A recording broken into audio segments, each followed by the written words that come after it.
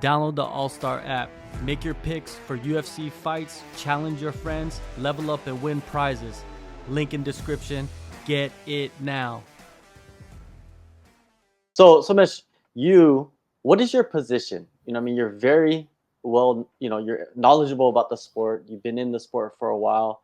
You've trained, you've competed. But what is your position now in making mixed martial arts or the UFC, big in India? Great question. So I'll tell you what I do. My position right now is my day job is that I run this organization called Superhuman Gym. So it's a traditional gym, which is strength training, which is boxing, kickboxing. So it's an MMA gym. But at the same time, we have this group of fighters that come in. Now, India as a market is not as big as the US or Australia, where a fighter can dedicate himself or herself full time into the sport. So what happens only when someone secures a fight is when they come into the gym and they have their training camp and then they go on to fight. So that is my day job. At the same time, the organization also organizes amateur fight nights that is called Battleground. So that is what I do as as a day job when it comes to my organization. But because I've been involved in the sport for so long, and I have traveled multiple places, built athletes, interacted with the right people, I think the UFC kind of caught the attention as to maybe this is a guy that we can speak with. And we got conversing in 2013 when they had signed the deal with the current broadcasters, Sony Sports Network. And at that point of time, they had kind of reached out and they said, as to, this is who we are, this is what we do. India's a new market, we're coming in there. And 2014, I was flown down to Vegas to discuss as to what we can do with India and what the plans are. But I guess at that point of time, I was very clear that India is not yet ready for this. There was no performance institute, there was nothing of that sort. So it was just the best guys getting signed on by the promotion. They fight and then they move up. So it's not what it is right now. And 2017 is when I plugged in the first Indian MMA fighter, Bharat Kandare, into the promotion. And we realized from that loss, which was a first round submission, we realized from that loss that India has a long way to go. And there are some loopholes that maybe even the Indian coaches and fighters are not realizing as to, what. See, every fighter feels that they're the best in the world. There's no doubt about that. Till they finally go in the octagon and, in case they lose, then they realize, oh, I'm not built for this yet. So I had a very candid chat with the UFC about the fact that they have spent 9 odd years in China building the fighters, providing them some kind of infrastructure, support, all of that. I said, till that doesn't happen, India will not get there. It's just not possible because even our pro circuit or amateur circuit is not as strong. At that point of time, even if we had something called a super fight league that had started by this gentleman called Raj Kundra, the kind of fighters that they got, the good ones were actually foreigners, and the Indian circuit was not yet there. So I truly believe that the vacuum in this entire circuit is that Indian fighters are not getting enough quality exposure to perform at that level. Yes, do they have the potential? 100% yes. Do they have the talent? Do they have the skill? Do they have the power, speed? Yes. Do they have the exposure?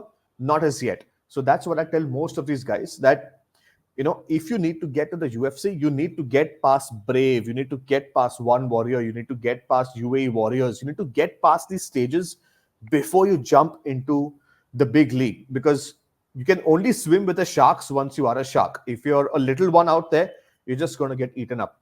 So my job for the UFC primarily is to identify and nurture talent that I can provide them.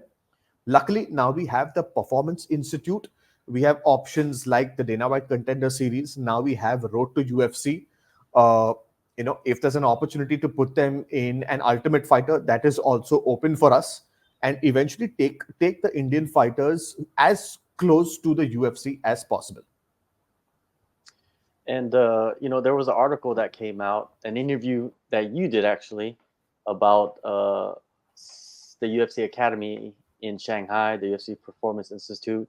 They were going to send 5 Indian fighters over there for a 6-month program. Can you give us a little bit more details on exactly how that's going to work? Absolutely, absolutely. So I can give you a little bit of a background as to how that came into being.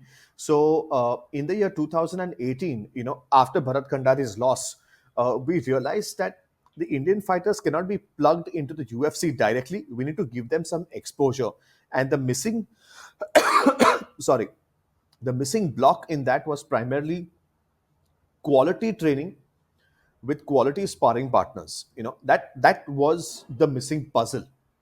And so we took 2 or 3 Indian fighters and we plugged them into Jackson Wink, which is in New Mexico, for about 6 months. And we thought we will see as to how they do in that training program, after which, if they make the cut, they're going to be plugged into the UFC. So that was the original plan. The 6-month program got over.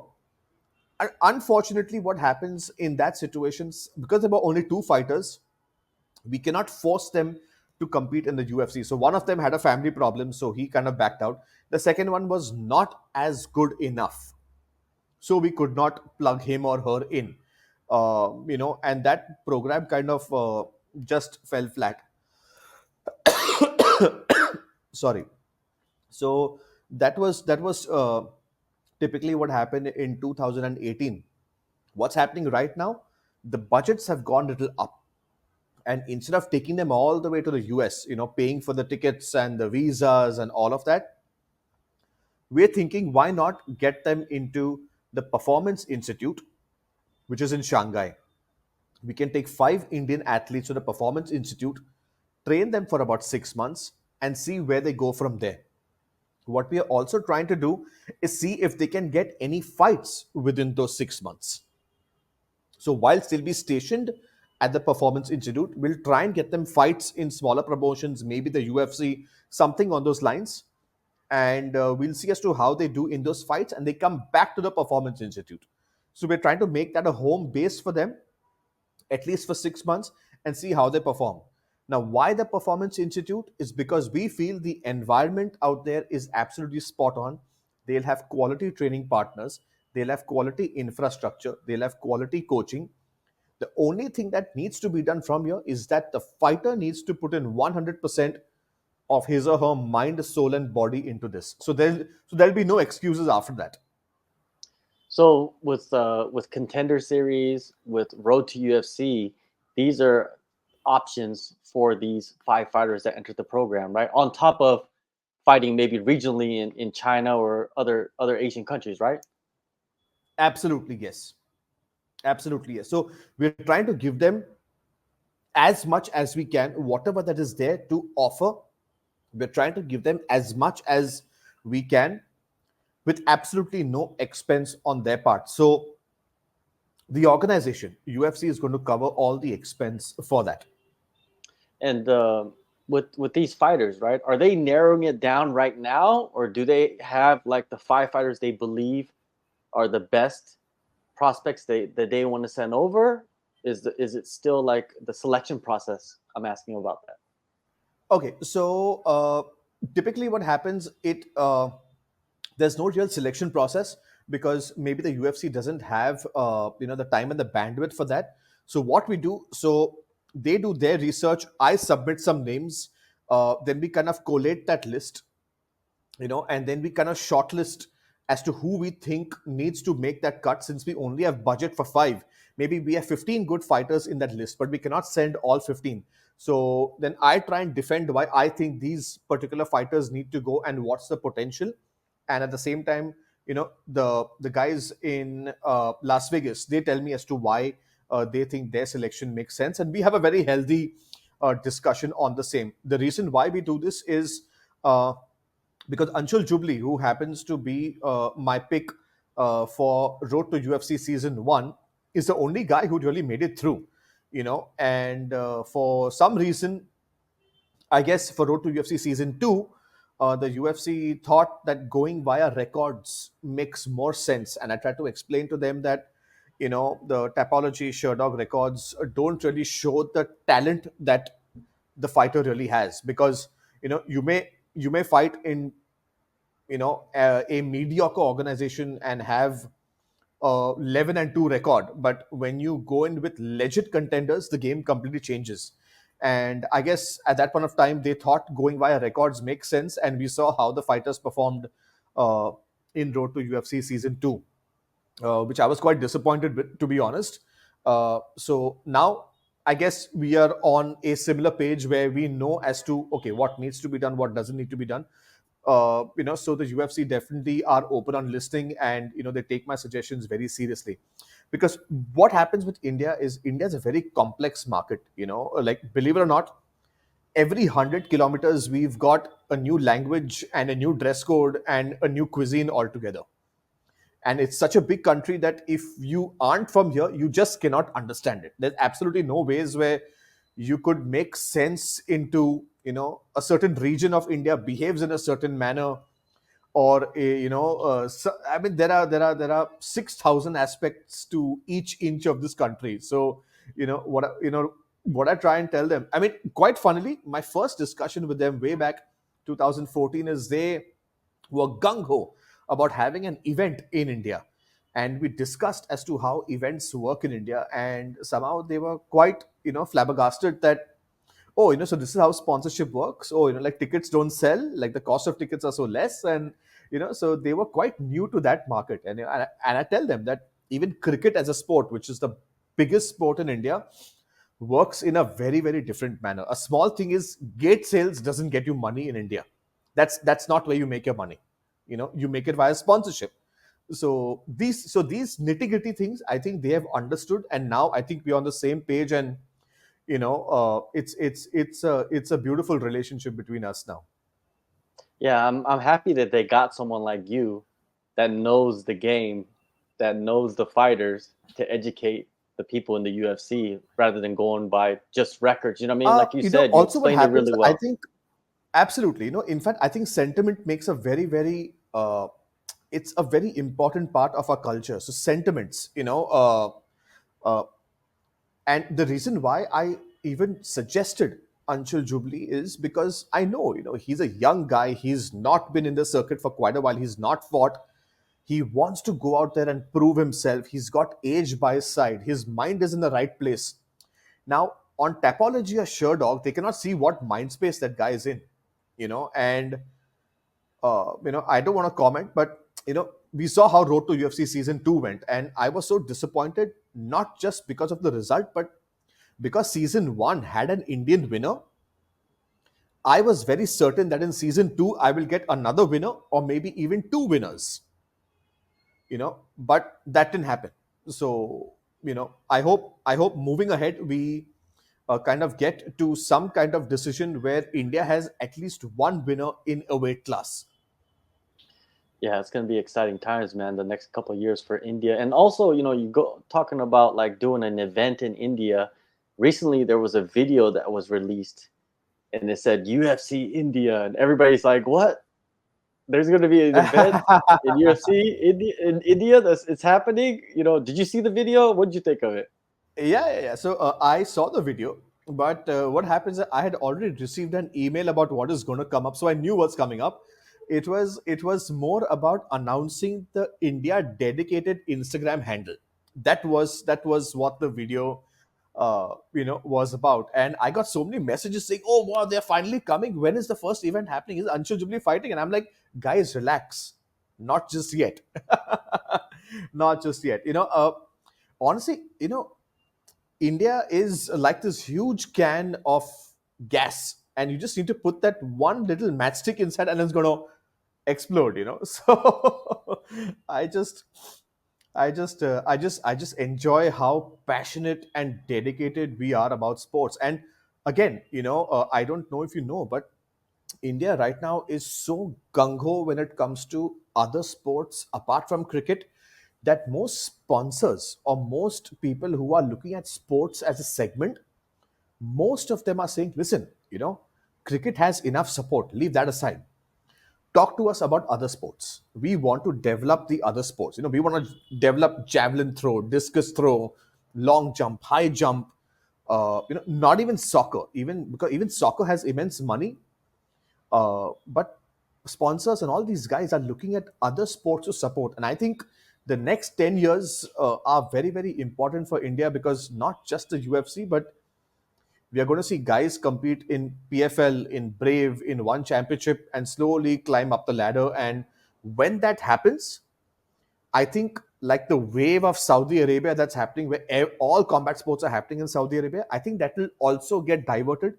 Maybe 20% of that will start moving on to India. Yeah.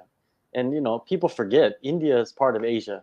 We're all together. You know what I mean? Yeah, That's why I like that they're stepping into absolutely. India, because the pool is so big.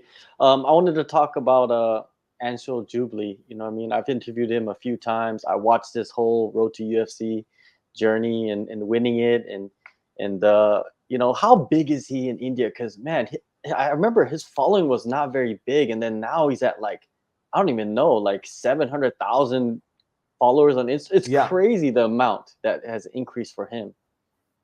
It just goes to show that a fighter who's gone into the UFC is so big and widely followed. In fact, he's doing music videos and making appearances, and cutting ribbons and all that kind of stuff. And I just tell the UFC that some of your main card fighters don't have as much traction as this guy.